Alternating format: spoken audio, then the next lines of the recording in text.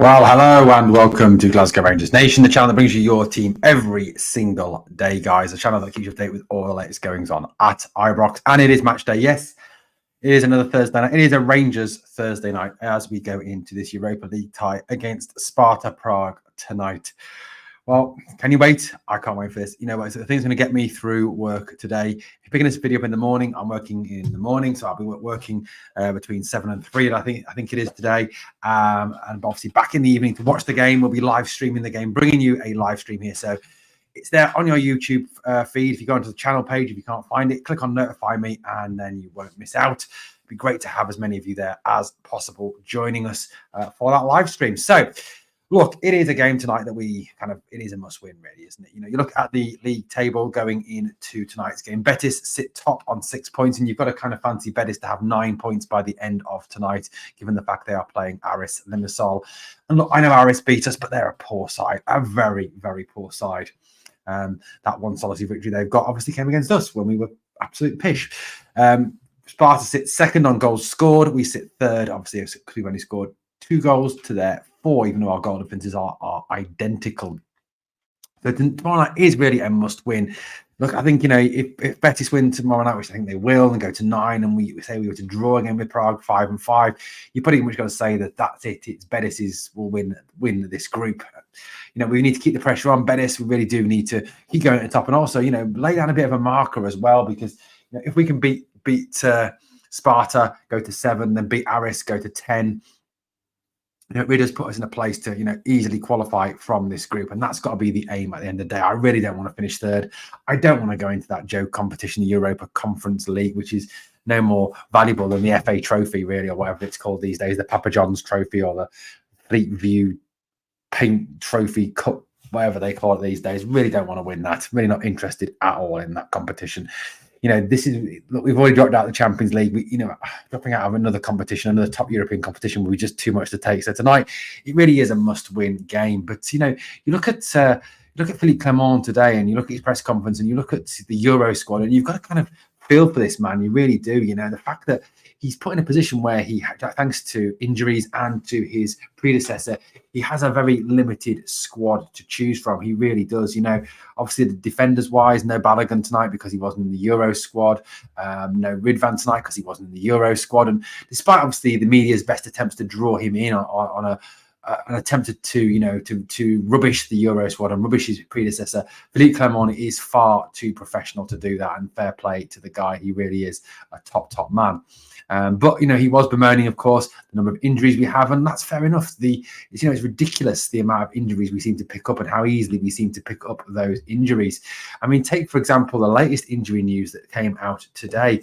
Scott Wright, yes, him. Now it does seem ridiculous, doesn't it, that we're kind of talking in this way about Scott Wright of all people. You know, Scott Wright, who a lot of fans still think he's not very good. A lot of fans, you know, were wishing he'd been sold in the summer when he was put on a plane to Turkey, not once but twice by the club in an attempt to try and get him away. But you know, he's done well. He's done really well for Philippe Clement. He's really impressed. He's come on. He's worked hard. He's made a difference in games. He looked good in that second half against Hearts in the semi-final. And look, the news that he is out, you know, takes away from a number of things. Look, whether we like it or not, whether you like Scott Wright or not, the fact remains that Scott Wright is a winger. And at this moment in time, with Rabbi Matondo injured, and we'll talk about Rabbi shortly, with him out, with now Wright out, we really only have Abdallah Sima who can play as a wide man. And Abdallah Sima is not really an out-and-out wide man. And due to obviously the signing policy, the signings that Michael Beale made in the summer, particularly the rubbishing of the Luis Palma deal, who I think would have been a good buy,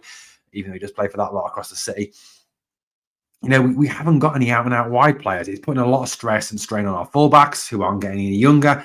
And we needed wide players. Not having Scott Wright obviously cuts down those options even more. Now, like I said, it does seem odd to be talking about Scott like this. And, you know, at the start of the season, if you kind of sat me down and said, Owen, you know what, on the 8th and 9th of November, because it depends on when you're watching the video, obviously, 8th of November when I recorded it, so you won't watch it then, so the 9th is when you're watching it, sorry, the 9th of November, you'd be sitting down saying Scott Wright, praising Scott Wright. I would have gone, you are mental. Please lock me up. I'm not going to say that. Oh, I'd be locking that person up for being completely off his head. So, look, I get that, but Scott has done well. Let's put praise where praise is due, and I think we're all, as fans, we're very ready to condemn, very ready to call out, very ready to slaughter players when they don't play well, and I understand that 100%. But Scott Wright's done well for us since Philippe Clement's come over as manager. And the fact that he's out tonight is a loss because of the fact the Euro squad is so thin in terms of midfielders, in terms of defenders, thanks to Michael Beale's ineptitude. So, look, that's where we're at. And whether we like it or not, whether you're a fan of Scott Wright, not having him tonight will be a loss. It does cut down our wide options. Obviously, the fact that this man is still out injured, Rabbi Matondo, who started the season on an absolute tear, didn't he? I mean, he was absolutely phenomenal in that PSV goal, for example. That gave us hope in the first leg, that made us all believe that perhaps we could qualify for the Champions League again. Rabbi was fantastic at the start of the season. He really was. His pace, his threat. He was an out-and-out wide man, something we didn't have. He got over his injuries. He seemed to be finally coming good, and obviously then he gets injured, and that's it. He's out, and again we're missing him, and again he's out. He's not able to be picked, and again that's another wide man gone, and again he's not in the Euro squad. So if he does come back, he's not in the European squad. Thanks, Michael Beale.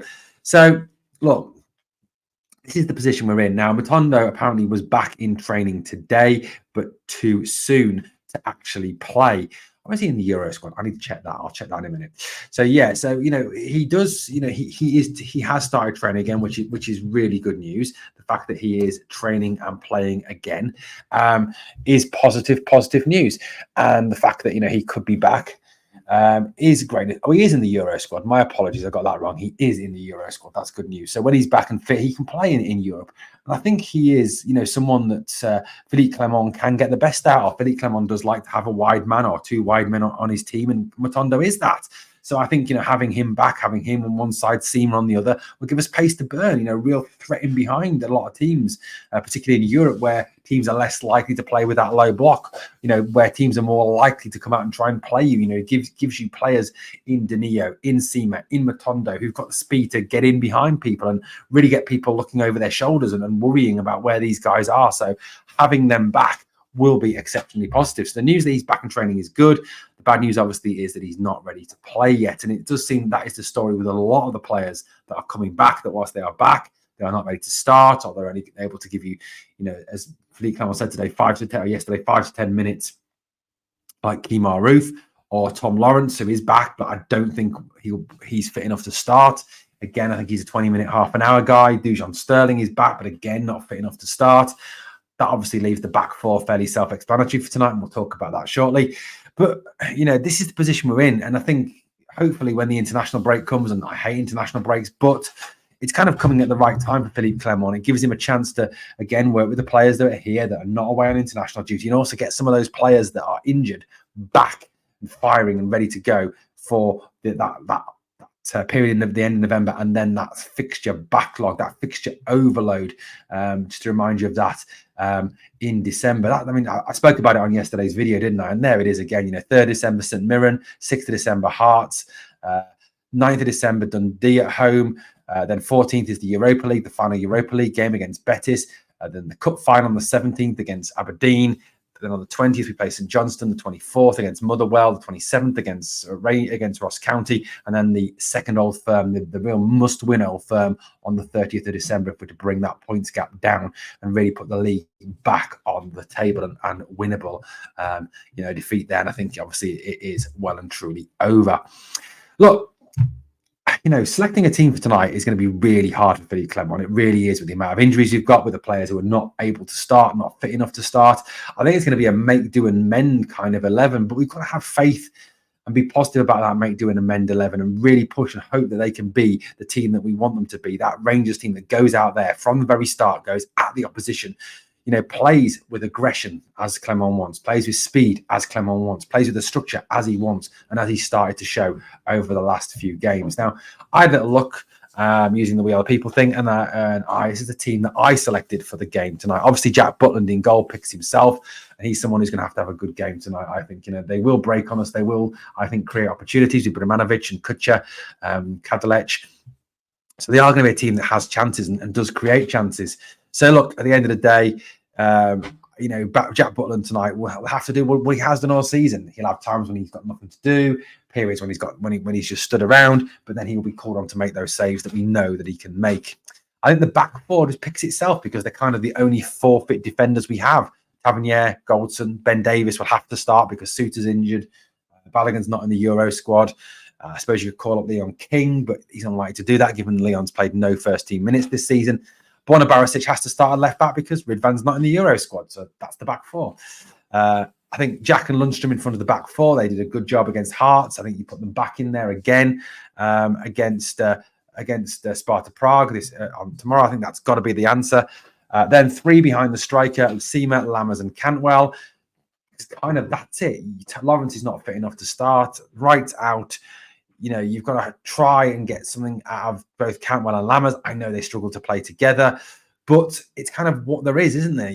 And that's it. Unless you would go for a formation change, go for two up top, perhaps put Danilo and Dessers up front or Danilo and Seema up front and change the shape.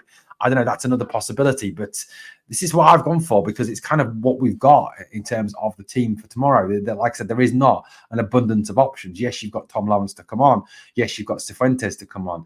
Yes, you've got Dowell to come on. But again, these guys are not fully match fit and are not ready to start games, as Philippe Clement keeps telling us. So this is where we're at this moment in time. I think that's probably what the team is going to be somewhere closely because at the end of the day, what else have we got? But, even with that team, and you look at that team, and that's kind of the core of the team that played. That's the team that played against Hearts. It's the team that played against, with a couple of changes against Dundee.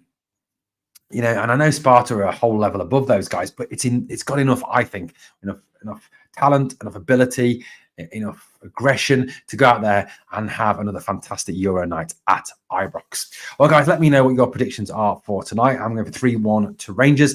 Let me know what you think of the team. If you've got a change in it, what would you pick? Let me know in the comments down below. Well, guys, on the way out, please, obviously, if you haven't subscribed, please hit that sub. It does help the channel to keep on growing. But as always, two things I really need from you. Number one, smash the like. And number two, remember always, we are the people.